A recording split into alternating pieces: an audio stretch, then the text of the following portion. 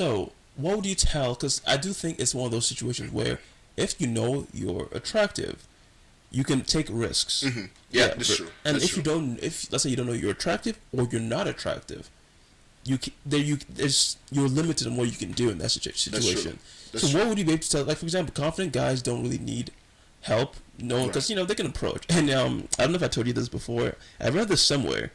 They said the difference between sexual assault and flirting is how attractive you are. That's true. So girls have to find you attractive.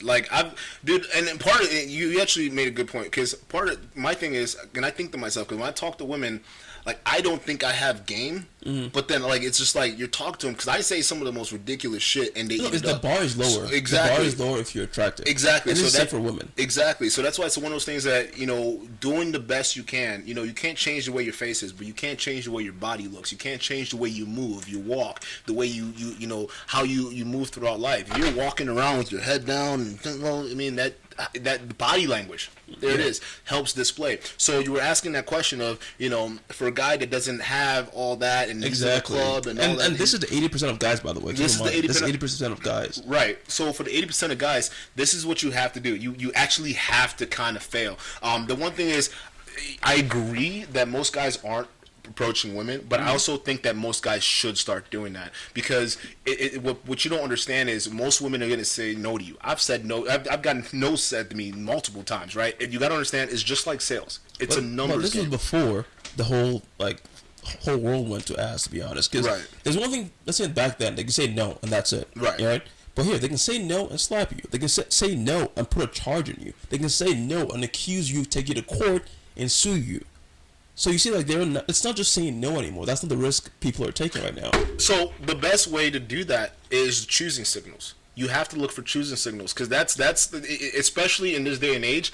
If you're trying to approach a woman, because it's not, especially if you're not as attractive, you have to look for opportunities. You have to wait for opportunities for the woman to give you to. And if you honestly, I'm just gonna be real here for a lot of guys.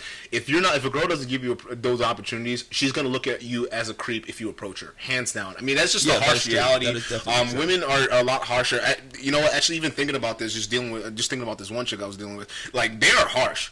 They do not play, man. I've been around chicks that talk trash about the guys they're currently dealing with. Like, I'm telling you, it's ridiculous. So you got to understand that if she does not give you that opportunity, if she doesn't find you attractive, just cut your losses and don't approach her. And when I'm talking about giving you opportunities, if she stares at you, if she smiles, if she is in your vicinity and she's like, a girl will make it known if she's attracted to you. She will follow you. I bet a girl follow me around the club. Like, it's just like, my buddies will tell me, hey, yo, that bitch. Oh, no, that happens. She's right there. there. And you look back, you're like, God damn! Like, you know what I'm saying? No, right? No, that is creepy as fuck. Actually, in that one situation, it was that one girl shoot, because I don't know what the hell it was, but I wasn't trying to dance with her. I kind of just curbed her a little bit, and she just kept following me around the goddamn club. It made no sense. I'm like, yo, like, you're dancing, you move to another spot, you look over. Hey, you just got cha-cha to the right. Got crazy eyes. So one of those things, you gotta choose a signal. So as a guy in this day and age, what should you do? Right? I'll let you answer that question first. All right. So this is honestly what I do. Like, I have a girlfriend right now, so I'm not in the dating market. He's out of the market. But I am just naturally friendly when I'm out and about. So I talk to everybody. Yeah. Guy, girl, don't matter. But when I was single, what I do think guys should be doing is, once you walk into the bar, club, whatever, just right away, there's some people who are going to catch your eye, male or female. They're going to catch your eye. If you're a little bit less confident, start talking to some guys first. It's easier for guys to talk to guys. That's the thing, Yep. So you start talking to guys first, and after a little bit, branch out, talk to girls, mix it up, and then from then, just because there are going to be people who are going to be very friendly to you, especially with women. Yes. Like, women who already find you attractive are going to be friendly to you. They'll actually give you chances. They'll come up give to you you multiple chances. to talk to you. Because let's say you're talking to a guy, you just walked in, you say, cool dude, just like, yo, what's up?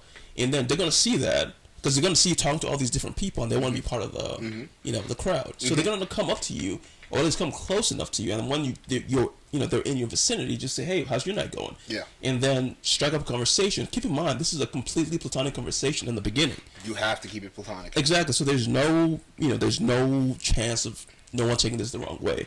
So you keep it platonic, and then see how she reacts to that. Because most of the time, if she's into you, she's gonna get flirty first. She's gonna switch that conversation because she's like, she sees you talking to all these different people, and you're keeping everything professional, platonic, having a good time. But she doesn't want to be that person to you. So if she wants to be something more, she's gonna start. All right. You'll sense the energy. The energy is actually different, right? So the thing is, I'm gonna give you guys some game, right? Because first of all, you should do two things to approach women. Is you should be approaching women doing things that you're already doing, like your lifestyle. So if you're going to the gym, if you're belonging to a class, yoga class, or whatever, mountain climbing or something like that, they're women everywhere. Okay, you'll find beautiful women in those spots. Make sure it's things that you like to do. I'm telling you, beauty is everywhere. Or you just go do yoga. Or you go do yoga. For me, I go to the gym. I go to different places. I have multiple gym memberships. Man, I box, I lift, I do all these different things. So I meet girls in different spots. And what I would do is I would notice girls who are interested in me. The way I would notice it is through eye contact. They will make eye contact with you, and as soon as you make eye contact with them back, then they're in your vicinity, and you just have to look for the right opportunity to say something, right? And one of the usual openers are like, even if she doesn't have abs, right? I'm like, hey, I see your abs, man. That's really good progress you're working on. How long you been doing that for? Is it natural, or is it something that you actually tried hard to get? And then all of a sudden it's just like, oh, no, it's natural, or, oh, I worked at it and stuff like that, right? And then you sense the vibe off of that. You start off with something platonic. Now, I don't want to piggyback off your point. You don't want to keep it. The thing is, because one thing you have to understand is when you're interacting with a woman, most of the time women know what it is that you want from them. It's usually eventually whatever it is going to lead towards a sexual encounter. But that's just if you weren't talking to everyone else. That's if you just made a beeline to her. Right. If you just made a beeline to her, but keeping it so like that, would going back to the whole, hey, I like your abs. Is it natural, or is it is it something you worked on? Right. You also want to have the manner you say it in. It's because that's another thing you got to add is the manner you say it in. How close you like in terms of distance. How close? First of all, I test the distance in terms of how close you get into them, because some of them, if they're not into you that much, they'll find a way to come back. So I start up when I approach a girl or she's in my vicinity, I get close, and depending on what the pullback is, if she's staying because most girls, they're into you, they'll stay put right there. They want to be as close to you as possible. They will stay put. So women are afraid of men as like they try to make it out to be. They're not. If they like you, they will be near you. So she doesn't move, and then you try to make it a little bit more. It's like a sexual undertone. I always like to. I don't like to keep it strictly platonic, because if I won't be talking to you unless I find you attractive. If I find you attractive, but I want to sleep with you. That's the mistake a lot of guys make, because they already filter saying, "Oh, I'm only going to talk to attractive people." And the thing is, it's fine for you if you're confident and you're charismatic and you got all that stuff. But if you're not, you need practice big time. So, but if you keep limiting yourself to talk to only attractive people, you're never going to build that courage. Because it's like you're starting from the boss ASAP. Like you start a game and you're already the boss. That's not good. You got to work your way up. So you got to talk to people just you don't find as attractive, or even guys. Just and make your way, get that. And this is the biggest tip I ever got when I started doing public speaking and just talking to people, giving presentations, is slow your speech. A lot of people get nervous because their brain is going so fast, and it kind of comes out like water, just that's true. All over. Rolls exactly, right and mouth. It just makes them feel a lot more nervous. All right, slow your speech. When you're talking, kind of like your brain moves faster than your mouth. So basically, you've thought about most things you're going to say before you say it. So you got to get into that habit of actually letting your brain go on its pace, but slowly taking those things from your head and just speaking them. Those are things also add to it too, in terms of your confidence, because if you're talking fast when you're trying to approach a woman, or women can sense that nervous, the nervousness and whatnot. And I think part of it too, because. So for me, I think part of the added to my confidence level is because I didn't go through classes to build it. I think it's just me being stubborn, being a stubborn kid that added to it. Since growing up, I was always been like, I don't take shit from anybody. I don't care who you are. I don't care if you're my mom. I'm not taking shit from anybody, right? But it's one of those things where that was my attitude. So when it came to women, it was the exact same thing. I'll treat you the exact same way. So, but for guys that weren't, they're a little bit more on a different mentality, it's one of those things where you actually have to do something. And in terms of to get that natural confidence, I don't believe in a fake it till you make it type thing. I really don't, because the fake it till you make it, there's a lot of cats out there that do that. Yeah. And when you try to do that whole fake it till you make it thing, a woman can smell that and she'll punch right.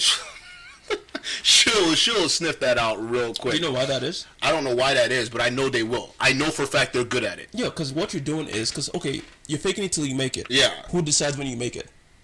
She does.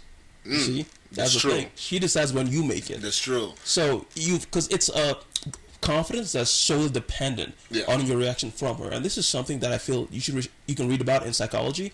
It causes codependent narcissism. Yeah. So what that does is you only feel good when you're getting good results. Yeah. So when you stop getting good results, your confidence takes a massive tank. You tie everything to that. Your confidence. My thing is and I can't speak for me because my thing is different. But it's like you got to understand. It has to be. I can speak on this. One thing that added to my confidence is my businesses. Right, being able to sit in rooms with like multi-million-dollar CEO and try to pitch my services to them. You know, being able to sit there and be able to take criticism, things like that from those people, and be able to weather the storm of the real life. That added to what I already had. That added to this. Hey, you know what? I don't have time for any of these other little BS things or games and stuff like that most women try to play. No, I ain't got time for that. I got time for business. And plus, I've been tested throughout life. I know what I'm all about. So I'm not going to let nobody tell me what it is. So for guys out there the thing is, don't do the whole fake it till you make it route. Actually work on something. Actually try to build something. Like focus on something. Whether it's go to class to be an apprentice to build your own plumbing business or electricity business or something, right? Get the confidence from achieving something in the real world. And that will translate over. That would translate over when it comes to dealing with women. Because it's really the same thing. It's how you present yourself and how well people can buy into your brand as a person. So who are you when you go out into the real world?